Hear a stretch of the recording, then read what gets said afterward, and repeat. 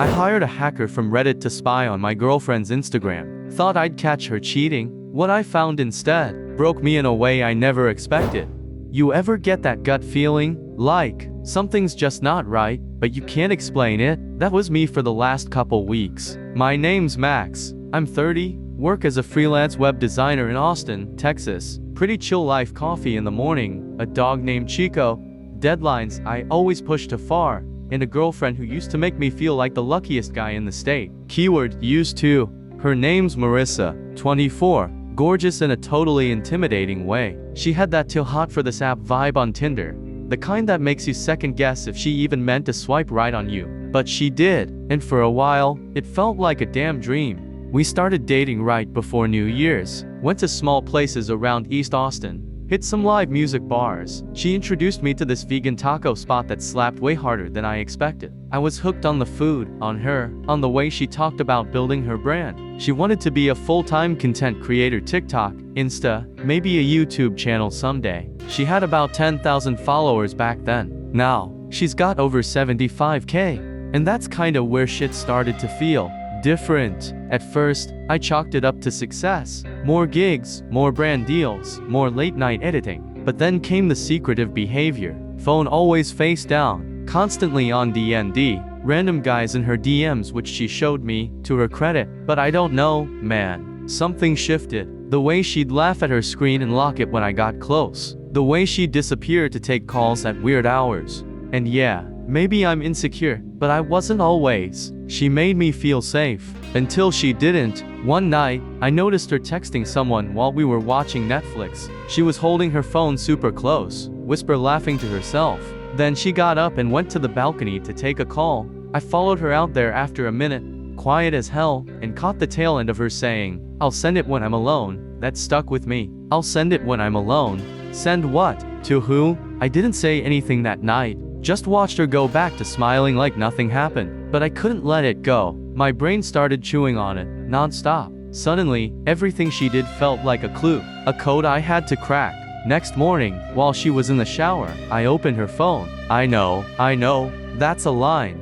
But I did it. Face ID still worked, she hadn't changed it. I didn't even go far. Just opened her Photos app. She had recently deleted a bunch of stuff, but forgot about the hidden folder. There, in between screenshots of outfits and TikTok drafts, was a picture I hadn't seen before. It was of her, in our apartment, in my hoodie, taken from a weird angle, like someone else took it, or she set up a tripod. But I wasn't home that day. I remember because I'd gone to Dallas for a client meeting. And the kicker? That photo wasn't on her Instagram. She'd posted a similar one, different pose, different lighting. This one was softer, more intimate, like it wasn't meant for the public.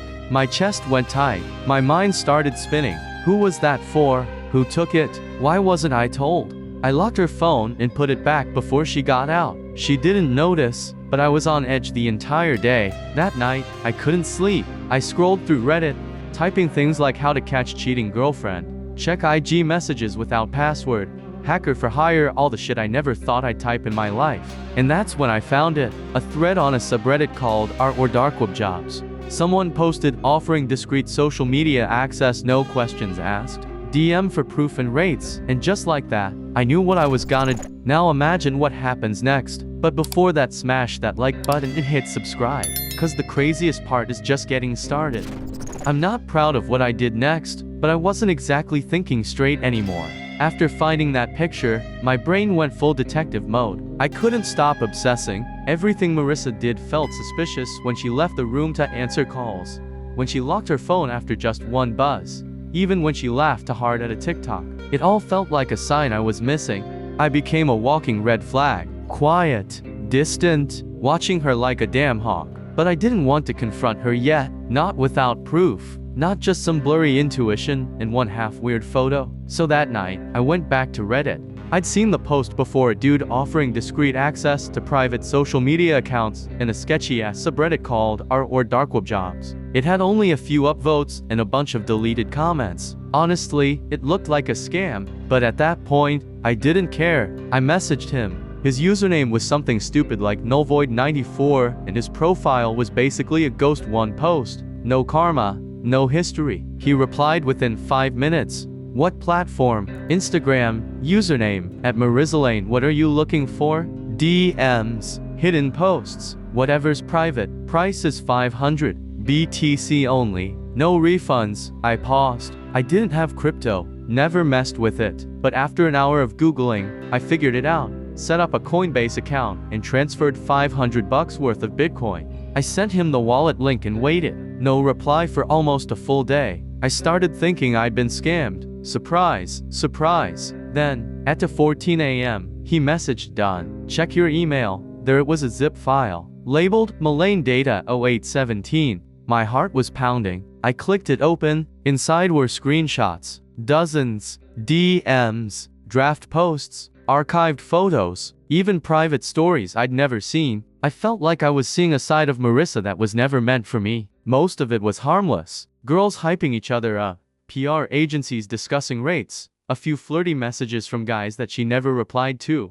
But then there was a thread of DMs with someone named @TheProducerla. That name, something about it hit me wrong. They'd been messaging back and forth almost daily. It wasn't romantic, but it also wasn't purely business. He complimented her look a lot, called her marketable, raw, exactly what we're looking for. She said things like, "I'm down to try something different, and just tell me what you need from me." One message hit me straight in the gut. "I'll send the rest of the content when I'm alone." The exact same words I'd heard her say on the balcony. Suddenly, it all started clicking. She was sending this guy content. Maybe photos, maybe videos. I didn't know. And it wasn't just some rando. This guy had a blue check mark. His account was linked to a management agency that worked with influencers. I checked. Real website, real clients. So what the hell was Marissa sending him? I clicked into the archived photos again. That's when I saw a folder named Private Drafts. Inside were 3 videos. One was her doing a product unboxing, totally normal. One was her dancing in a bikini, which okay, not shocking. But the third, she was in our apartment. Same hoodie, same lighting, just talking to the camera. I watched in silence. She said stuff like, "I've always wanted to control how I'm seen. I don't want to wait around for brands to pick me." She looked vulnerable, scared, even. And then she said, "This is the start of something new. Even if Max doesn't understand it yet." Max, my name. I felt the air leave my lungs. She was keeping secrets, but not just random lies. This was a version of her I didn't know. One that wanted out of the normal. Out of us, maybe. I didn't sleep that night. I kept replaying that line. Even if Max doesn't understand it yet. She was planning something, and I was already too deep to stop now. I couldn't stop watching that third video. Marissa looked so different, not in appearance but in presence, like she wasn't performing, like she was finally being herself in front of the camera. And that scared the hell out of me, because if this was the real her, then who the hell was she when she was with me? The line, "even if Max doesn't understand it yet," echoed in my brain like a curse. It didn't sound malicious. It sounded like she'd made peace with something. Like she knew where she was going and I wasn't invited. The next few days, I pretended everything was fine. Smiled, cooked dinner, rubbed her back while she edited videos late at night. She acted normal, to maybe a little distracted, but not suspicious. Meanwhile, I was in full panic mode. I kept going through the files, over and over, looking for something to either confirm my worst fears, or calm them. But instead, I kept getting sucked deeper. The DMs with @TheProducerla went further back than I'd realized. Like, months back. They started off super professional. Talks about brand potential, media training, platform diversification. But as the weeks went on, the tone shifted. He started calling her Mar. She started sending photos not posted anywhere else. He mentioned releasing premium content, and she replied with a winking emoji. One message was just a single line. "Are you sure Max is cool with this?" She never answered. That killed me. Not just because of the question, but because she didn't defend me. Didn't say, "Of course he is." Didn't say anything at all. I scrolled further. There were emails, too. Real business stuff. Contracts. NDAs. One document caught my eye. It was a digital signature form for a company called Rayfield Collective. I googled it. It was a real agency, based in law. They specialized in talent management for creators doing alternative media. Their site was sleek, clean, buzzwords everywhere. But when I checked their portfolio, let's just say alternative was code for adult adjacent, not full-on porn, but definitely risk, paid content, often masked as empowerment branding or exclusive storytelling. My heart sank. I remembered that she once joked about OnlyFans months ago while we were watching some podcast clip. I laughed it off. She said, "I'd never, not while I'm with you." I remember that line, word for word, and now I wasn't sure what any of it meant. The more I searched, the more I realized something really dark. I didn't want to know the truth. I wanted it to not be true, but I'd already opened the box, and there was no going back. One night, a few days later, I saw her getting ready to leave the apartment. She said she was meeting her friend Taylor at a new cafe. Taylor, who lives across town and works night shifts. The math wasn't mathing.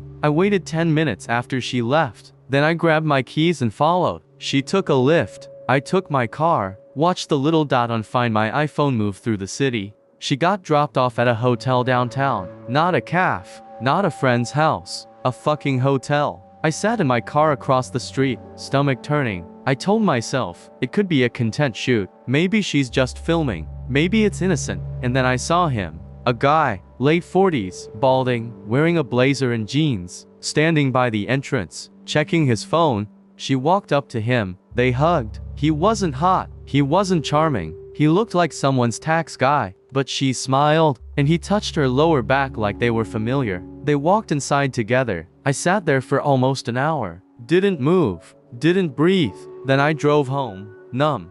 Didn't confront her that night. Didn't even pretend to sleep. Just laid there, eyes wide open, waiting for the door to click open. She came back around midnight, said nothing, slipped into bed like nothing happened. I wanted to scream. Instead, I whispered, "Did you have fun?" She paused, just for a second. "Yeah, it was nice to catch up." She kissed my shoulder, turned over, and that was the moment I knew. She was gone, even if she was still lying next to me. The next morning, I was still awake. I watched Marissa sleep like nothing was wrong, peaceful, dreaming, and I couldn't tell if that pissed me off more, or if it just broke something in me. I got out of bed, walked into the kitchen, and sat there with a cup of cold coffee for over an hour. No thoughts, just static in my brain, like my system had crashed. But eventually, something shifted. I needed answers, real ones, not screenshots, not gut feelings. I wanted something undeniable, concrete. So I went back into the data folder from the hacker.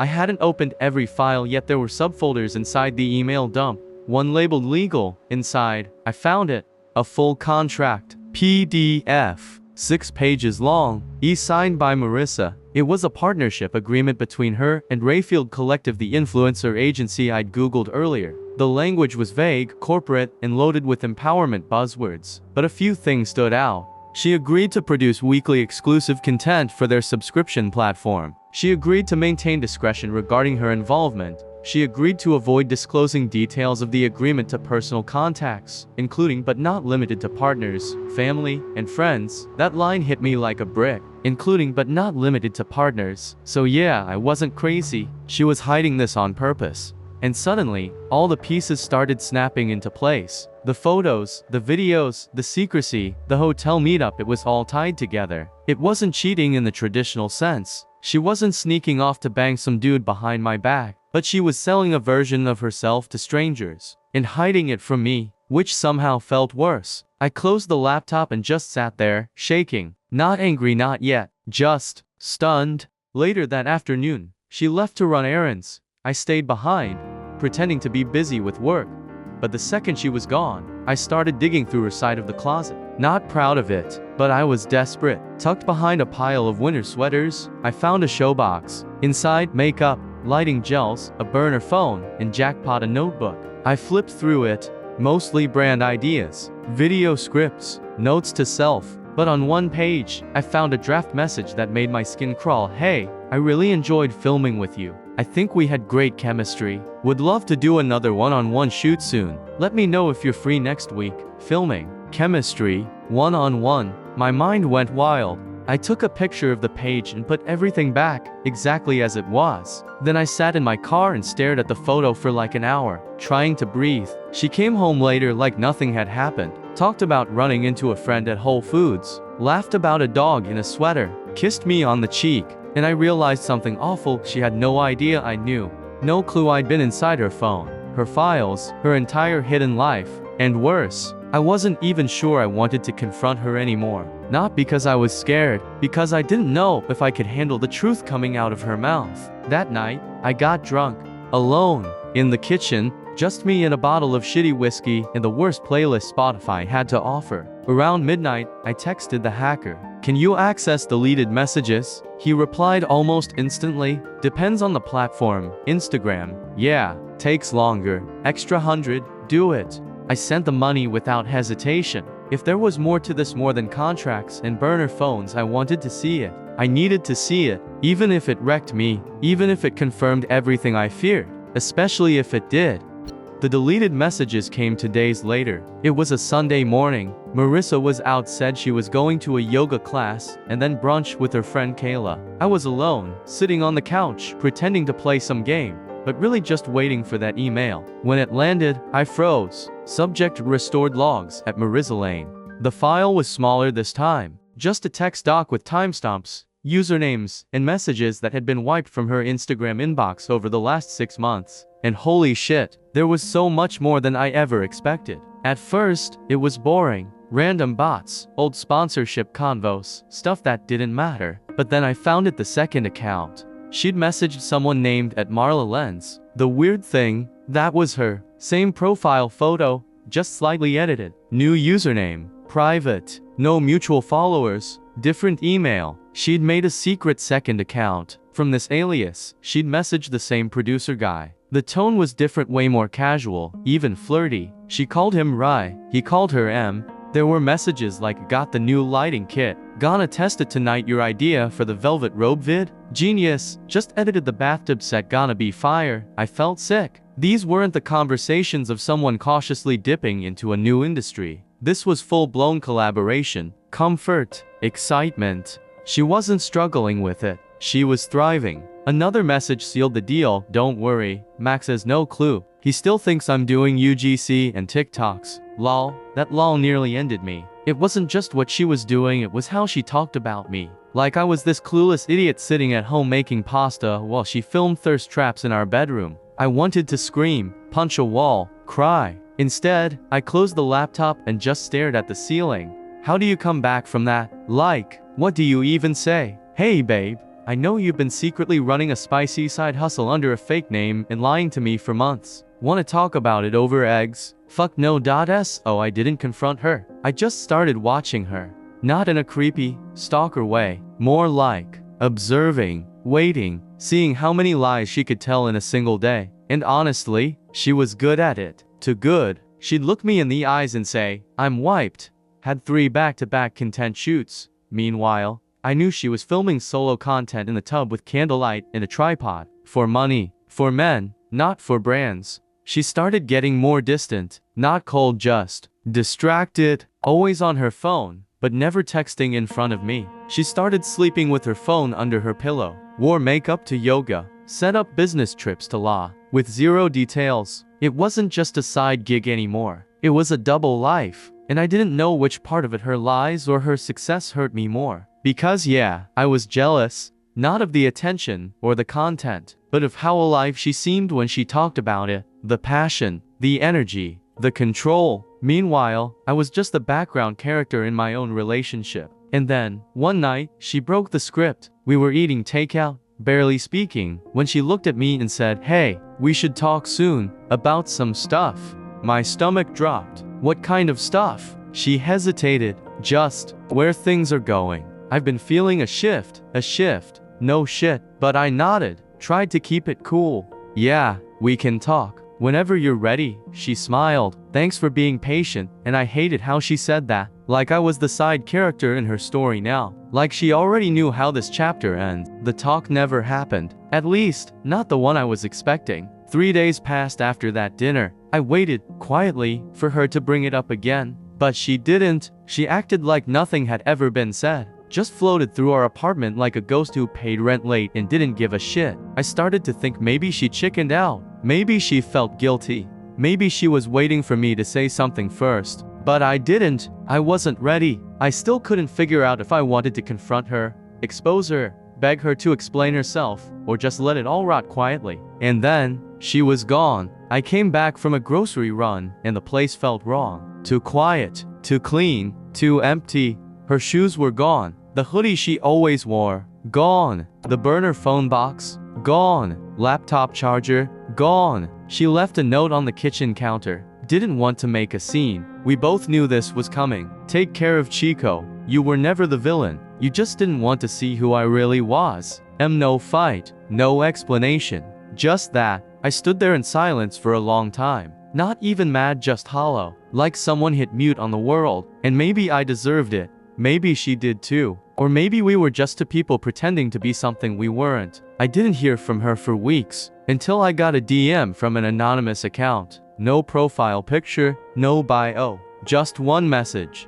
Thought you'd want to see this. Guess she really made it. It was a link. I clicked. It led to a sleek, professional website. Landing page for a creator named Marla Lenzia, same alias as the secret account. She had a full-blown personal brand out, photo shoots, subscription model, merch, blog post about self-empowerment through authenticity, and in one blog post dated just 3 days earlier, I saw my name. Not directly, but enough. She wrote about a past relationship that taught her to hide, and how control over your story was the only way to heal from emotional gaslighting. Gaslighting? That word hit me like a train. Was she talking about me? Was I the manipulator? The one who hacked into her private life, spied on her, went behind her back, all because I assumed she was lying? I closed the laptop and sat in the dark. I didn't know who the hell I was anymore. For weeks I kept thinking, was I right to do it? Was it justified because she hid things? Or was I just another insecure guy who couldn't handle not being in control? Here's the worst part. Sometimes I rewatch that video. The one from the private drafts folder. The one where she says, this is the start of something new. Even if Max doesn't understand it yet. And every time I hear it, it sounds different. Sometimes I think she was leaving me behind. Sometimes I think she was begging me to come with her. But either way I didn't. And now it's just me, the dog, and a shitload of questions I'll never get answers to. But hey, I got what I asked for, right? I found the truth. I just didn't realize how much it would fuck me up.